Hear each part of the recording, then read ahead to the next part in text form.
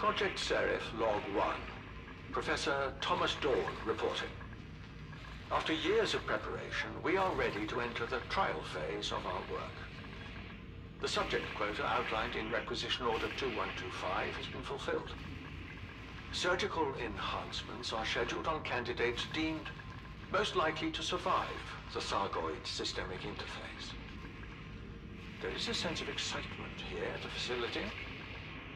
My team recognize that we are on the threshold of something truly remarkable.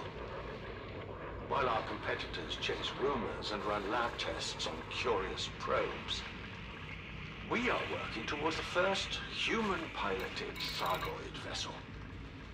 Of course, our research here will be the first of many such projects. This hostile race has plagued human space for hundreds of years.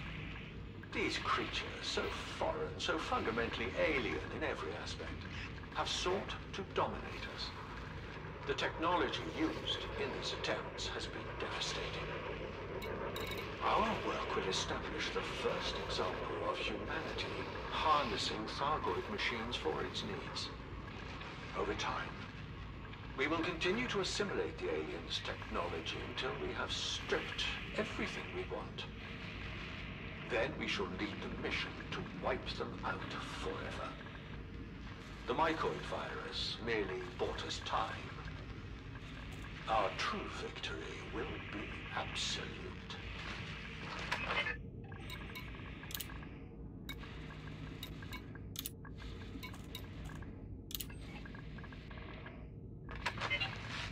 Project Seraph Log 6, Professor Thomas Dawn reporting. Today, my team completed the first live tests of human integration with a Thargoid ship. Subject A1 entered the Thargoid vessel at 0800 and initiated the interface procedure with assistance from the witnessing Dr. Pierce and Dr. Hamlin. A1's vital signs were stable for 43 seconds, at which point there was a major electrical surge through the central nervous system. Both witnesses observed the subject suffer a violent seizure which ultimately proved fatal. The Thargoid vessel appeared unaffected. The next 5 tests were similar in outcome. While unfortunate, our analysts were able to identify where this surge originates. Subject A7 showed more promise, again witnessed by Pierce and Hamlin. Adjustments were made to A7's spinal port to suppress the energy surge. 45 seconds after initiation, an electrical spike occurred which remained within safety limits.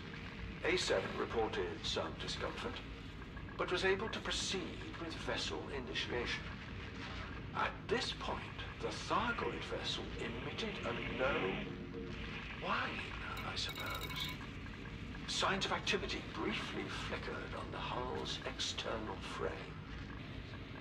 Both witnesses reported A7 crying out once before expiring, whereupon the vessel returned to a dormant state. Dr. Pierce is adamant the subject said, "It won't let me," but Dr. Hamlin could not confirm this. We're still waiting for telemetry on A7's test to determine exactly what killed the subject. Adjustments will be made to the next test subject in response to these findings.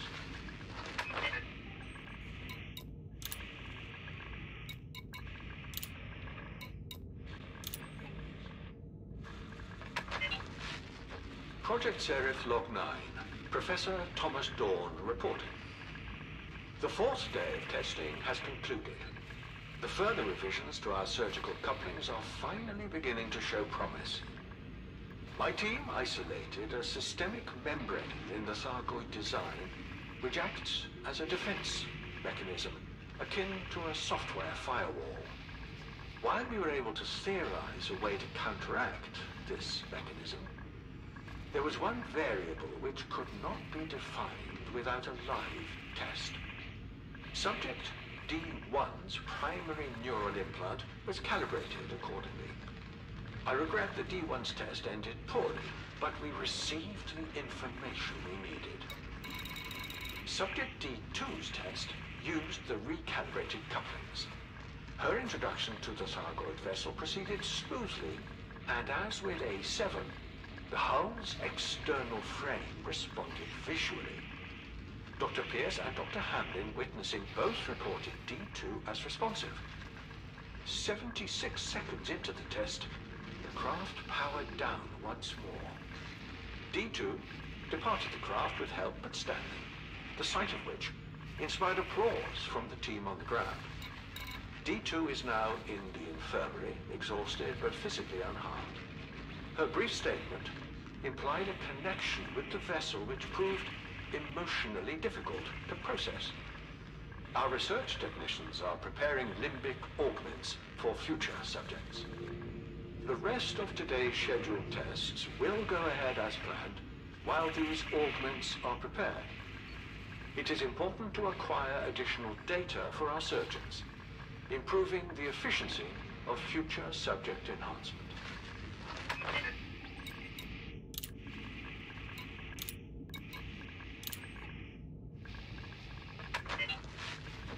Project Serif, Log 14, Professor Thomas Dorr reporting.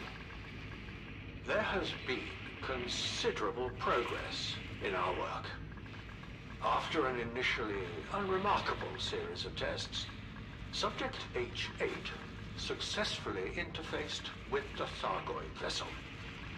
93 seconds into the test, the craft moved approximately 18 feet from its docking props and hovered in place. The flight was stable and accompanied by a gentle hum. I would describe the sound as subdued, as though the vessel had been brought to heel at last. The landing, 28 seconds later, was abrupt, but only superficial damage was sustained. H8 is unconscious but stable, under the care of the medical team. Dr. Hamlin and Dr. Tao, witnessing, were shaken but unharmed. Subject H9's test has been postponed while the Thargoid ship is returned to its dock. The whereabouts of D2 remains unconfirmed. She may be a stowaway. The only ship to have departed recently belongs to one Commander Heifert, following a delivery of potential subjects. Captain Stenson believes the commander is complicit, but I am not convinced. Heifert lacks the character to betray us and is quite aware of the consequences for doing so. Regardless, Black Flight operatives are already tracking him down. On a personal note, I would like to emphasize the incredible work by my team so far. Each day brings us closer to the assimilation of our enemy's primary asset, their technological secrets.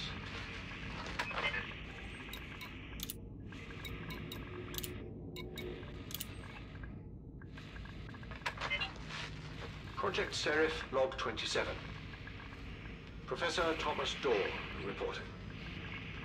Subjects V1 through V9 attempted to interface with the Thargoid vessel today. No measurable response was seen for any of these tests. I have decided to temporarily suspend the test phase of the project. Since Subject H8's connection and subsequent death 2 days later, the Thargoid vessel has entered a state of dormancy. It is as though all internal power sources are spent. We may as well be plugging our subject into a rock. A new Thargoid craft is required if our work here is to continue. I have identified a suitable system to begin our search. Black Flight operatives will depart shortly, in advance of our research party. The recent report of a commander encountering a Thargoid vessel in the Pleiades is intriguing. I only hope this was not a singular event, or some misunderstood data. Thargoid vessels scouting human space would significantly improve our chances of capturing one of their ships. Our time frame is likely to be slashed, of course. I fear our limited success is worth a few more years at best. The witch will not be pleased with the lack of tangible results, despite our initial progress.